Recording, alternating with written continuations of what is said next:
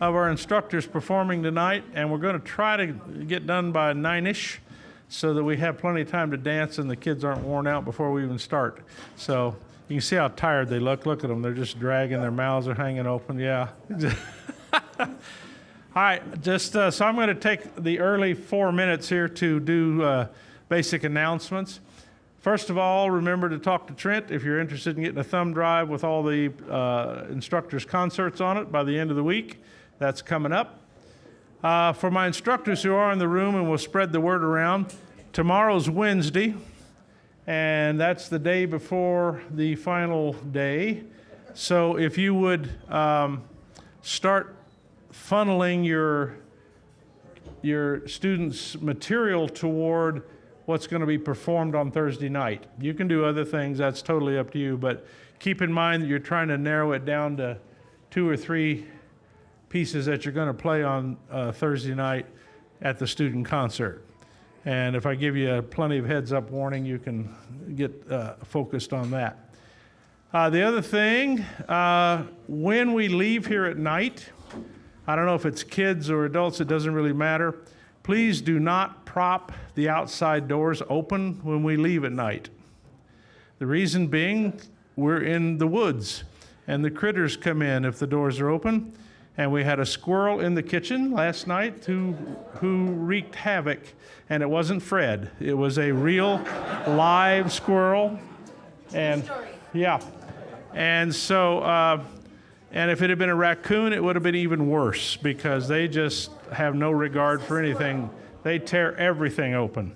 So, and they also kill cats and dogs and do a lot of other stuff. They're not the cute little critters you see on cartoons. They're kind of vicious. I knew if we had that Mexican for lunch. Well, never mind. Anyway. All right. And then the other thing, I want to congratulate all you aunts and uncles that were deputized last night. The kids are doing a better job about cleaning up after themselves, taking their plates up and scraping them and putting stuff away like they're supposed to. But please keep encouraging them and do it kindly. Just remind them. They get busy, they want to run back outside and play in the pond, and they forget to take their plates up. It's just a big help to the cleanup staff if they don't have to clean up after the kids unnecessarily. Or yourself, if you're not good about it, remind yourself to do it. Then the last thing I want to do tonight is remind you that we're raffling for the sake of camp over this week and next week a $3,000 retail value bow made by Tyler Andal and Sarah Andal now. And their bows are gorgeous. Here's what we're going to do. We have the raffle ticket prices, and here they are, and you can talk to, yes, Lauren, oh no, to Lauren or Terry. For $10, you get 1 ticket. For $25, you get 3 tickets. $45, you get 6 tickets. $100 will give you 14 tickets for the drawing. You need to write your name and address on there. Well, name and phone number. That's good enough. Yes, Terry? We will give you the ticket that you write your name on. It's numbered and identified. Okay. All right. They've got a little better system. An easier system going this year then. Okay. So, and then they'll put your tickets in the box, and on drawing night, we'll shake them up, move them around, and have some young kid who can't read reach in there and grab the winning ticket. Oh, you're talking about me? Yeah. The last part, but not the young kid part. Oh, burn. Okay. But it's possible that for $10, if you only buy 1 ticket, yours could be the winning ticket for a $3,000 bow. So, and the money doesn't go to Fred and Jeannie going to Bermuda. It goes back into this camp. So win or lose, it's all a win because it supports the camp. All right? Although that did give Jeannie an idea now. I see that. No, she doesn't like Bermuda. All right. So anyway, I'll keep reminding you of that that's going to be, and remember that runs through next week too. So we get as much ticket money in for the bow as possible to contribute to camp. So we definitely need your phone number. Yeah, we need your phone number so we can call you if you're this week but not next, and we have to get a hold of you to tell you won. Make sure we get your phone number so we can do that. We probably, if you're registered for camp, we have your phone number anyway, but just to be sure, write it on there. All right.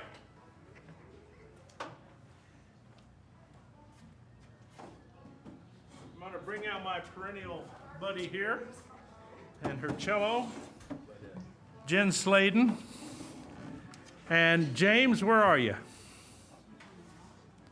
There he is, right there, right in the middle of that back row. James walked up to me today and said, do you suppose anybody in this camp realizes that today is D-Day? And for you kids that don't know what D-Day is, go look it up. Google it.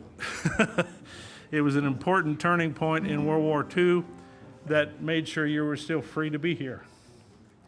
So I'm going to try to get through my favorite, one of my favorites. Steve Goodman is the same singer-songwriter. He died early at the age of 33 from leukemia.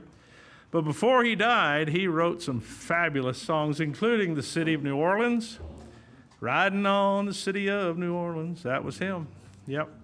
And he wrote this one that is one of the most blazingly honest and emotional songs I've ever tried to perform. So if I sniffle and choke up a little, you'll forgive me, right? One called My Old Man.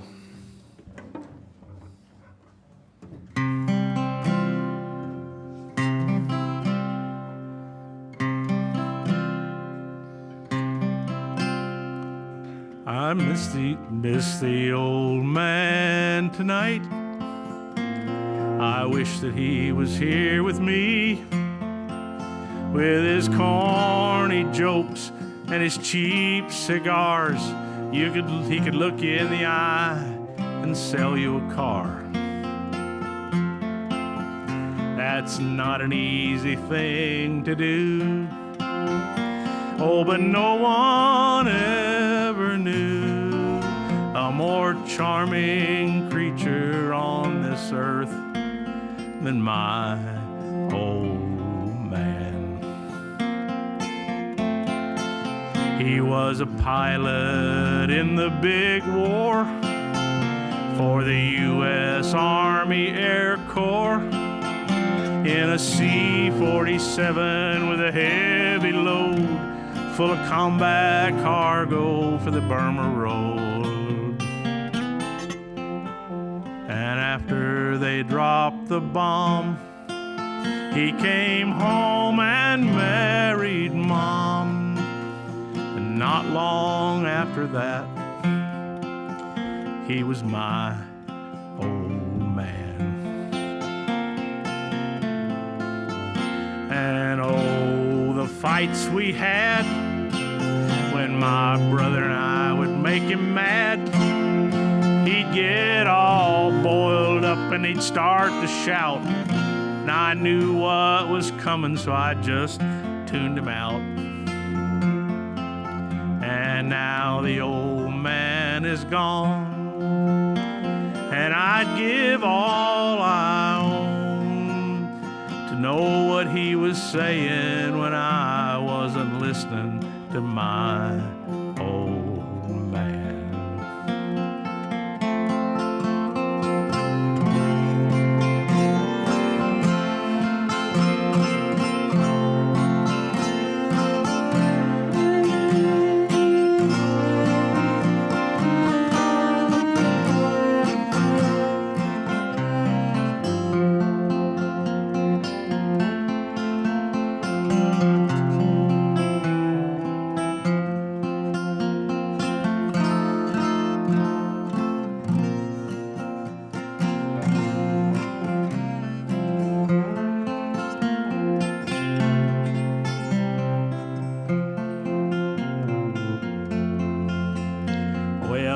The old man tonight, I can almost see his face.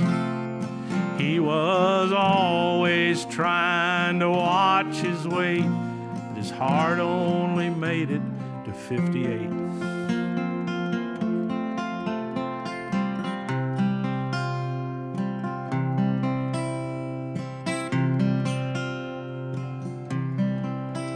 For the first time since he died, late last night I cried.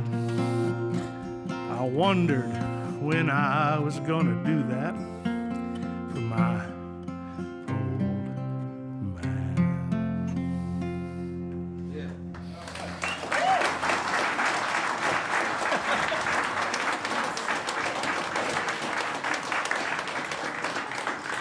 Thank you, Steve Goodman. Woo, gone too soon. Yeah.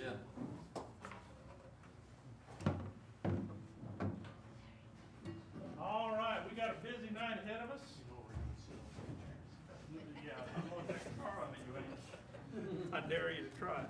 All right.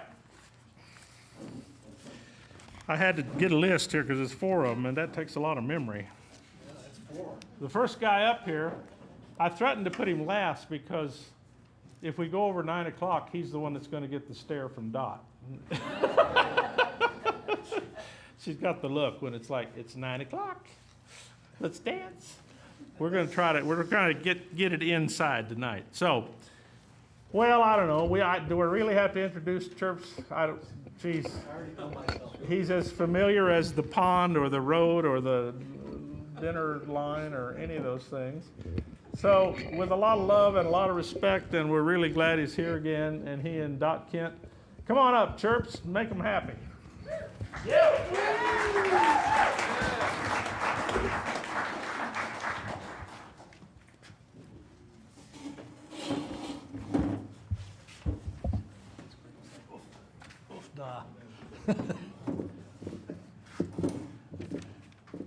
Well, this is our band, Chirps, Smith, and the Strapless Tuxedos. Probably should have explained that a little bit. I'll let you explain. I guess I can stand up. What the heck, right? Is that You all can right? stand up, but we can't stand. I know. Is that all right if I stand up, or you want me to sit too? Whatever is comfortable. Jeannie and I are playing 2 1932 Gibson L-double-aught tuxedos because they're black and white. And we thought we'd frame Chirps in tuxedos. Yeah, this is a formal show. Trent,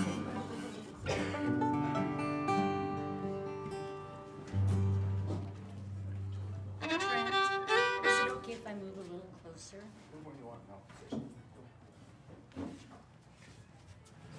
That's the line. Thank you, This is the stage, right? thank you. So this evening, I'll start off with a little selection. I got this out of a book, an old book from 1891 by a fellow named Albert S. Bowman. And he had a collection of different dance tunes in there, some of which he composed. And this is one of them. It's a nice, happy little tune, and he called it the Happy Thought Reel. Oops, I think I tightened that a little bit too much.